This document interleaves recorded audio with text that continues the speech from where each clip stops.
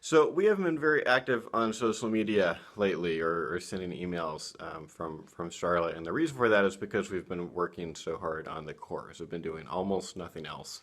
And we're working long hours and Saturdays, just trying to get this goal of launching at the end of the month accomplished. And so, but a few of our supporters had asked about maybe us kind of giving them a sense of what is it like here? What are we doing here? And so I'm just going to shoot a few videos throughout the day to try to give you a sense of what is it like in the ERI office, in the new Charlotte ERI office. What is it that we are doing? So I thought I'd start with an office tour. I had to get my camera turned around because you guess you can't do that while you record. So this is the ERI office. On the right here, you have a volunteer desk. It's where our printer is. It's where we're working on receipts or just different things. We've got well, Tim and my wife, if they're going to volunteer, they tend to volunteer there. It used to be my desk, but now I have this desk, which I got on Craigslist. I'm very happy about. Mainly because of this feature. Oh yeah, I love it every single time it does this. Because I like to be able to switch back and forth between a sitting and a standing desk. So I know this is like not the you're so close you can't really see it, but maybe I'll send it later. So that's my desk. Go back to that. We've been working on our podcast desk. Trying to get a little bit closer. This is not completely done, so there's kind of cords everywhere. It'll be a lot easier to see when it's brighter in here, when it's like daytime. We've got a podcast desk we've been working on, and then Tim's desk is back here, and that's basically it. What's nice is that it's not literally soundproof, but it's mostly soundproof because if you open the door, there's a second door. It's kind of this area that right now is peach because we haven't painted it yet. They used to be the color of this office. Now it's ERI blue colors. But because there's two layers of doors in the house, like it's like my kid's bedroom is like right outside that. But they can't really hear me and I can't really hear them because of that kind of interesting and kind of weird house design. But also there's room. There's another closet in there I didn't show you.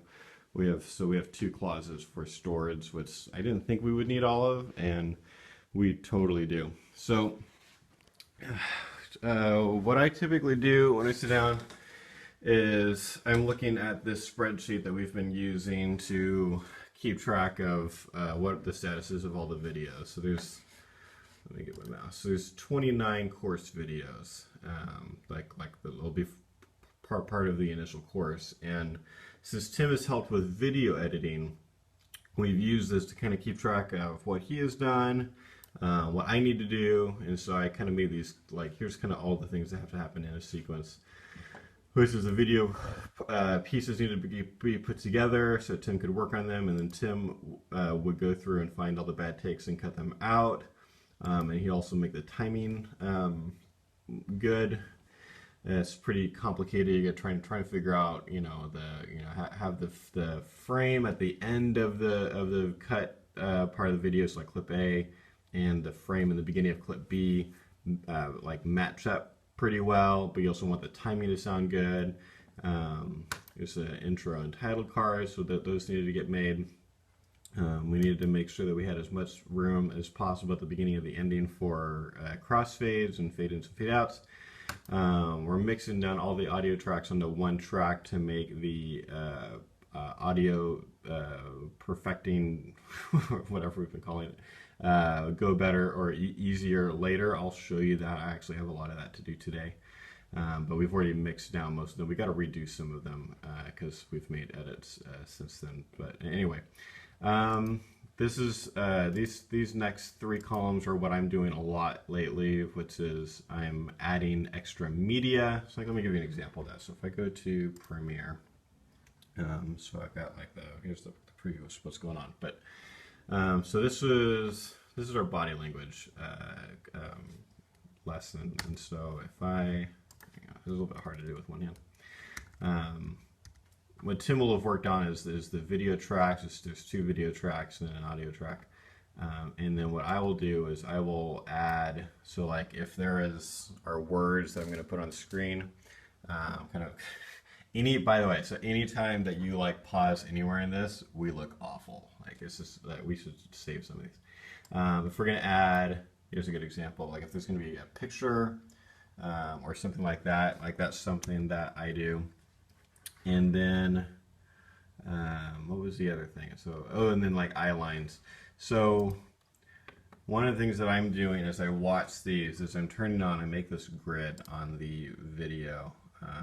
And the reason I make this grid is because part of what I need to do is try to line up, have it so that my eyes are always looking at the same part of the screen. If they jump around, if I went from like left to right of the screen, like when I would cut, it would be really strange looking. But what you want is for, like I might zoom in, but the eyes should always be in the same place. And so the easiest way that I've found to do that is to have a grid. And so this top line is the area above my head, the headroom. And then I'm using this line, I'm just having to go right directly through my right eyeball. And then as I'm zooming in or I'm choosing camera angles and stuff, I'm kind of referring to that, and always I can just take a clip and grab this. And actually, let me just go to one of the zoomed in ones. Let's see. I didn't zoom in much on. There we go. So that's me zoomed in a little. It's kind of, this looks like a mid shot, which I use a lot on these. So this is zoomed in a bit because we shot in 4K. And so we can zoom in actually a lot and have we could have the final result still be 1080 high def. So but let me go back to what it was. Okay, so as I'm cutting around, what I could do is I can just move myself like wherever, pretty much wherever I want it, up and down. And what I'm doing as I'm cutting in like that is I'm just manually lining up those up to that line basically. So I'm going to do some of that right now, and then later when I go to work on some audio, I will show you how that works. So that's pretty cool. We've got a lot of material on listening well and kind of the practical stuff, attitudes to try to purge from yourself, like all that kind of stuff.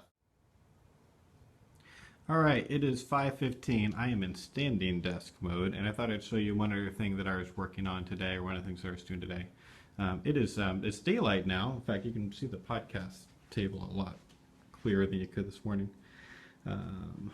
So yeah, good podcast mics, a good mixer for what we want to do. It's really inexpensive, but it can do all the different things that we need to do. We'll record onto the little MP3 recorder and all that good stuff. Anyway, so this is kind of cool. So I did a lot of stuff with choosing camera shots and lining up eye lines like I was talking about this morning. But one of the things that I had to do, in fact, one of the last things I'm having to do for all these videos is getting all the audio good. And so one of the things I'm using a different software for this, and I'm using this cool mixer thing. This is like the coolest looking part of what what I do. Because the reason I got this mixer was because, let me explain what we're trying to do. So this is like an unfinished, this is the audio from one of our toddler lessons. And as you can see, there's a lot of variance, and there's some quiet stuff in the beginning. It gets really loud a couple of times throughout, and then a lot of it's kind of medium. And for it to sound good for people, it needs to be more compressed, basically. And what it involves is being able to basically turn this is all one channel, turn this channel down when it gets really loud, or turn it up when it's too quiet, or whatever. And you can do it manually by setting a whole bunch of keyframes, but it's a lot faster if you use a mixer that has automated fader. So basically this mixer is plugged in via USB to my computer. I've got this cool little, I got this from Amazon, this like USB, because MacBooks you can only plug two things in. And so I've got the hard drive with all the raw 4K footage on it. It's like a 4 terabyte hard drive, that's what this is. And I've got a USB thing. This may be like way more detail than you want. Anyway, I can charge phones and charge other things. I can plug in other hard drives. When I have a webcam set up, I've got it plugged into that.